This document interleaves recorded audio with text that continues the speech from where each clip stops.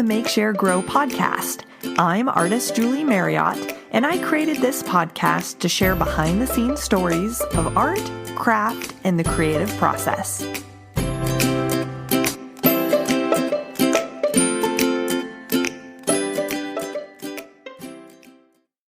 Hey guys! Today I'm going to be talking all about my favorite art supplies that I use here in my studio. Just as a warning, I may get a bit deep into the details because I love geeking out over this stuff, but don't worry about taking notes. I have a download for you that has all the names and links to the products I talk about today, and I'll tell you where to find that at the end. I know as a painter, I have this burning desire to see into other artists' studios and know all about the different products and materials that they use in their art. So this episode might appeal the most to you painters out there. But if you're not a painter, hang in there. This might still be interesting for you. And there will definitely be some information in here that is great if you are curious to start painting yourself. I've been making art my whole life, and so the products and materials that I use today are definitely an accumulation, I guess we could say, of different art supplies that I've collected over the years. So it's not necessarily that I have tried everything that's out there, certainly not. I have more come through my different experiences and being a student and having to buy different art supplies for different classes.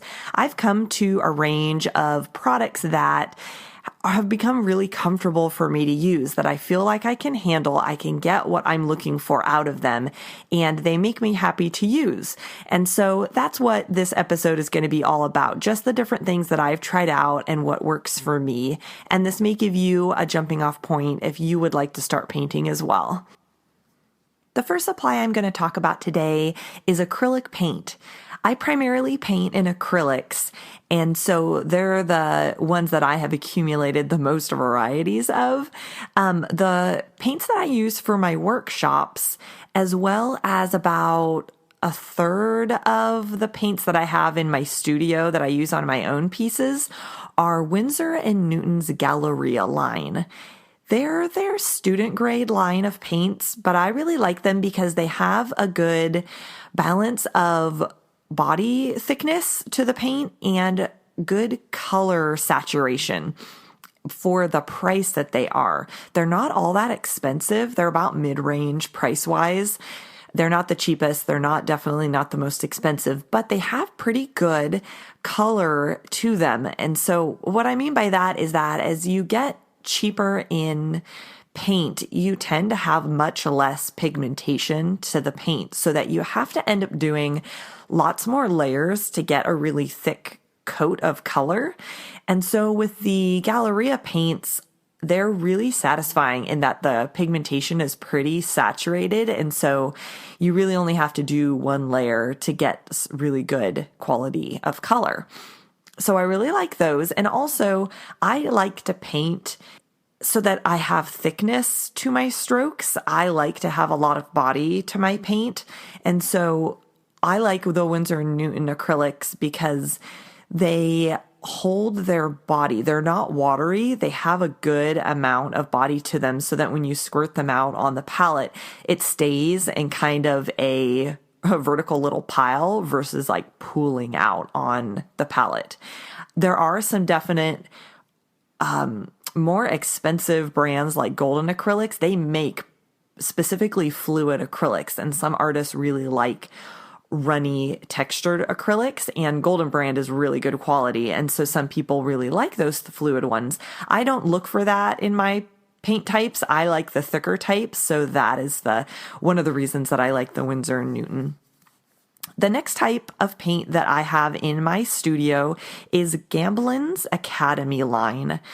So I have a few of those. I think it's like a phthalo green, a yellow ochre, a burnt umber, a couple of those I really like just because I've gathered them over the years and I know exactly how they affect my paint mixtures when I use them. And so that I just have become really comfortable with those colors. They have good color pigmentation, and generally they're ones that I kind of mix I use in color mixtures. So even if they don't have a super dense body to them, it doesn't really matter because I'm just using them to kind of change a color. I'm not using them as like the primary amount of color, if that makes sense. So I like Gamblin's Academy line because they have really good color and I know how to use them. The phthalo green especially, I think I bought a different brand one time and the phthalo green was a little different than the one I was used to with Gamblin, so I went back to using the Gamblin one.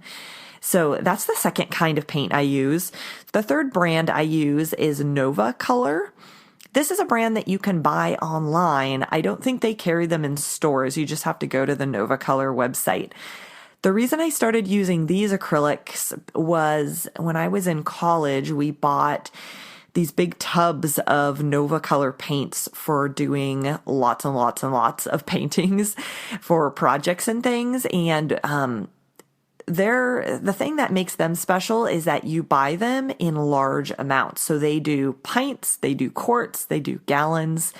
You can buy a really huge amounts of this paint for not all that expensive. I would say price-wise, they're similar to the Winsor & Newton ones for the amount of ounces that you get. They definitely are a much thinner consistency. And so you're going to kind of have a thinner texture to your paint if you use these. I liked using them. I bought them again when I was doing a larger scale piece just for myself a couple of years ago, and I've just been kind of using the leftovers, and I love the Phthalo Blue Deep.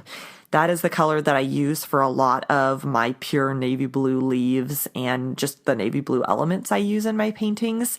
It has a wonderful kind of luminous blue-green, but really dark quality to it. And I think I'll probably order another tub. I'm almost out, and I just really like that specific paint color. So Nova Color is the third kind. The fourth kind of paint I use is Liquitex Professional. This is Liquitex's highest quality brand of paint. It's their professional line. They sell them in pretty small tubes, and they just have a huge range of colors. I like them because they definitely have very high pigmentation and very heavy body to them. You really don't need to use all that much paint because a little goes a long way when it has such a strong pigmentation to it. So I like Liquitex Professional, and the fifth type of paint that I use is Golden paints. Now, Golden definitely is the most expensive brand out there. They are the top of the line, and really they are for sure the highest quality. They have fantastic amount of pigments. They have really thick, buttery body to the paint, and so you can definitely feel the quality when you're painting. I have not taken the leap and invested in a lot of Golden paints because it really is a significant investment. I have loved the ones that I've bought. I've bought primarily yellows because I found in the lower quality brands or just the slightly less pigmented brands, yellow tends to be pretty see-through. And so you have to get higher in quality to get a yellow that is going to keep its opacity when you use it all by itself, when you're not mixing it with other colors that is going to lend opacity to the yellow. So I've definitely bought in Golden paints in cadmium yellow medium, I think. I love that. And so I would totally recommend them. Definitely haven't made the huge investment in a ton of them yet, but I'm working towards it. If I want to add even more body to my paint, I have a Liquitex Ultra Matte Gel that I will mix in to make the paint have an even thicker consistency. If I add any sort of medium to my paint, it's going to be thickeners just because I like those really thick, juicy strokes that will hold their body as they dry. Even the thicker types of paints like the Liquitex and the Golden paints, they do flatten out slightly as they dry.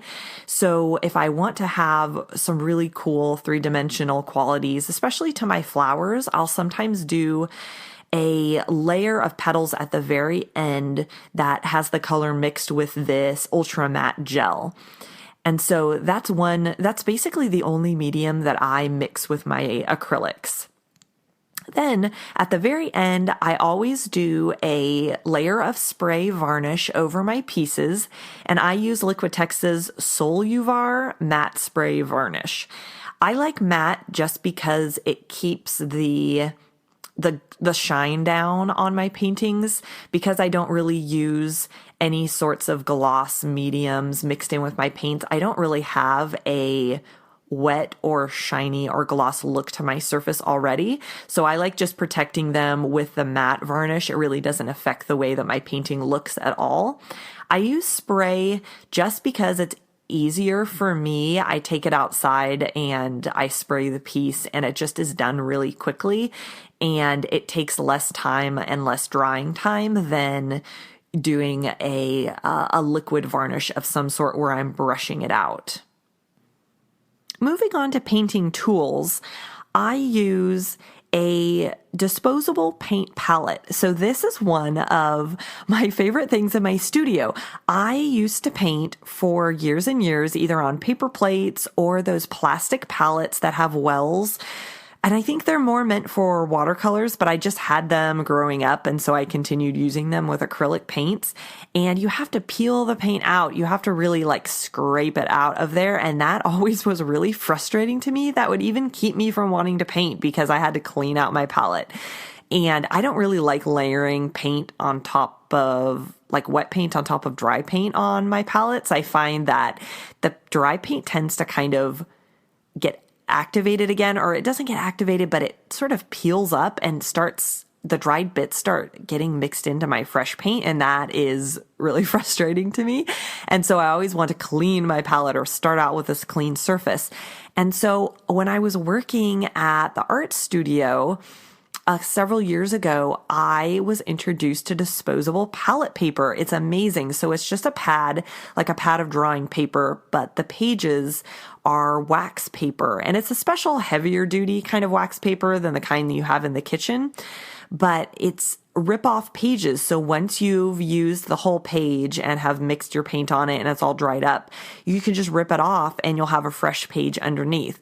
It just makes for super quick cleanup and really cuts back on the amount of time you have to use cleaning and prepping to start painting again. So I really like that because as a mom and, just as a person who has other responsibilities in life, I want to be able to get painting as quickly as possible so I can make the most of the time that I have in the studio. The next tool that I absolutely love is a palette knife.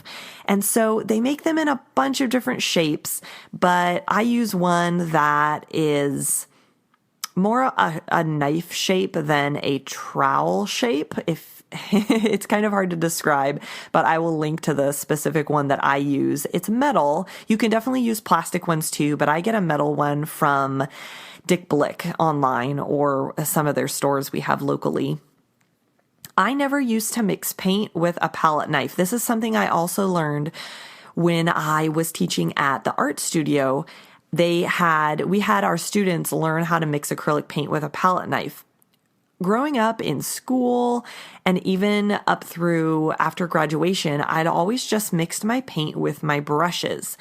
And sometimes that can get frustrating because you'll have a color kind of embedded in the middle of the bristles of your brush, and it's going to come out and start affecting the color that you're trying to mix. And that will just sometimes throw things off.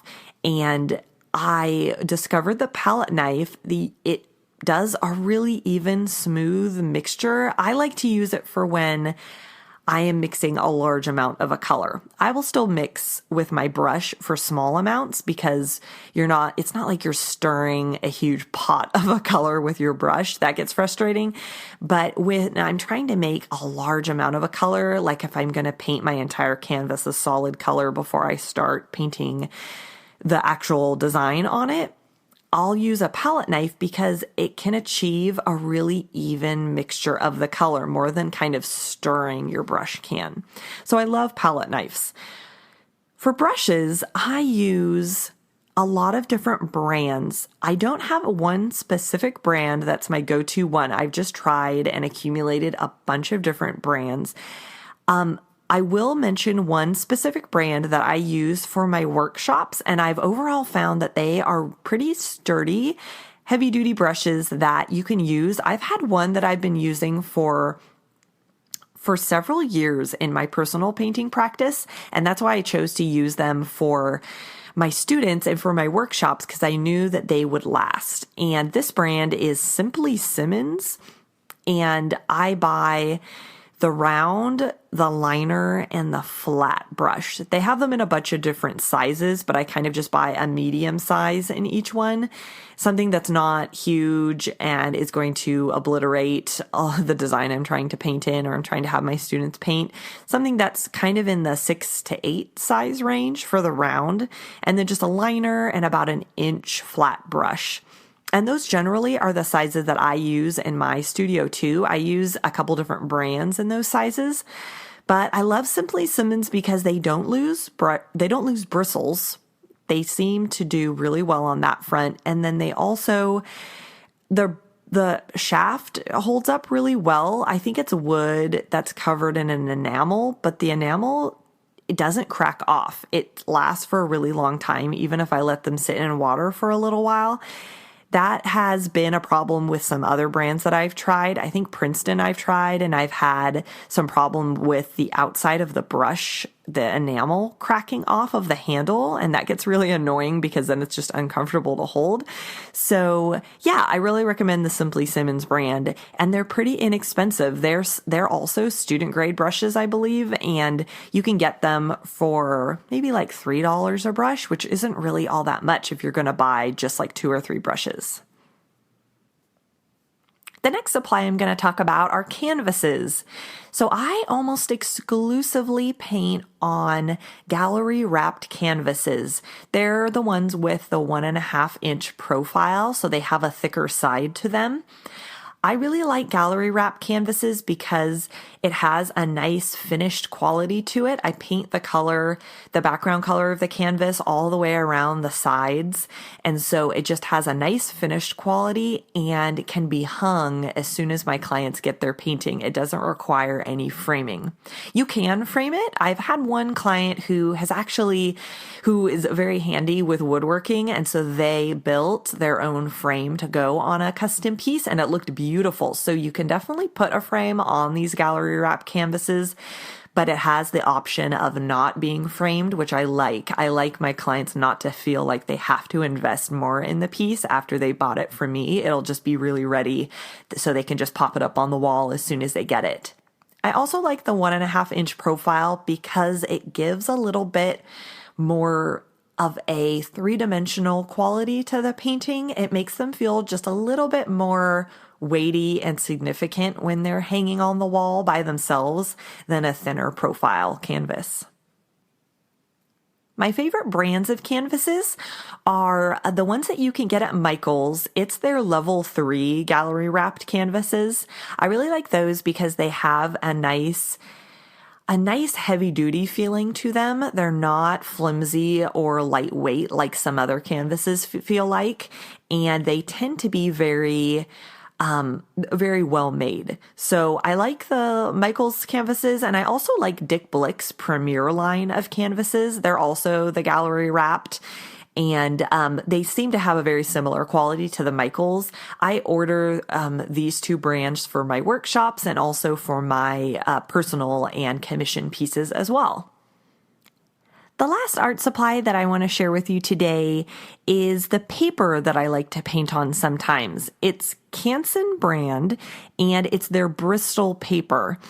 The reason that I sometimes like to paint on paper is for artwork that I'm going to end up scanning into the computer and using digitally somehow. So I'll do that for my patterns that I'm going to have to scan in and put into Repeat, or artwork that I'm going to have made into art prints or into greeting cards. Right now I'm working on painting images for a calendar, so I'm going to have to scan those in and do the calendar page layouts. So I like using paper for those versus a canvas of some type, because paper has a really the paper that I choose has a really smooth texture to it. The Bristol is a nice bright white. It has a very smooth texture. So when I scan it in, it's not going to pick up all of the bumps and the lumps of canvas. The scanner light tends to really emphasize the texture of canvas. And so I like to do paper because it comes up with a really clean scan afterwards. I also really like this paper, this specific one, because Bristol is a mid to heavyweight paper, and so I can paint with acrylics on it and it's not going to curl up. It's going to stay pretty flat for me, which is exactly what I'm looking for. And then also the artwork that I'm going to be scanning into the computer is not generally art that I'm going to sell the originals of. And so paper tends to just store really compact. You can just come up with a whole stack of it and stick it in a notebook or stick it, under a cabinet or in a drawer or something like that. It just doesn't take up as much room as canvas does.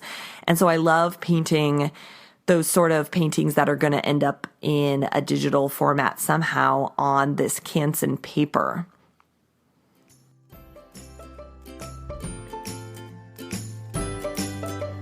That brings us to the end of all my favorite art supplies. If I just left your head spinning with all the info I shared today, don't worry, I have created a nifty little download just for you. It's a complete list of all the supplies I mentioned, along with links to where you can buy them online.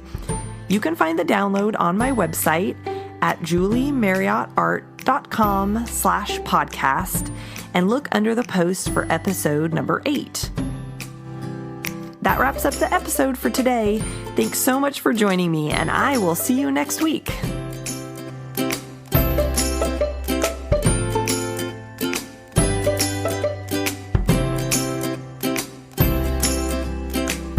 Thanks for listening to Make, Share, Grow. You can keep up with the podcast and my artwork on my website, juliemarriottart.com, and on Instagram at juliemarriottart.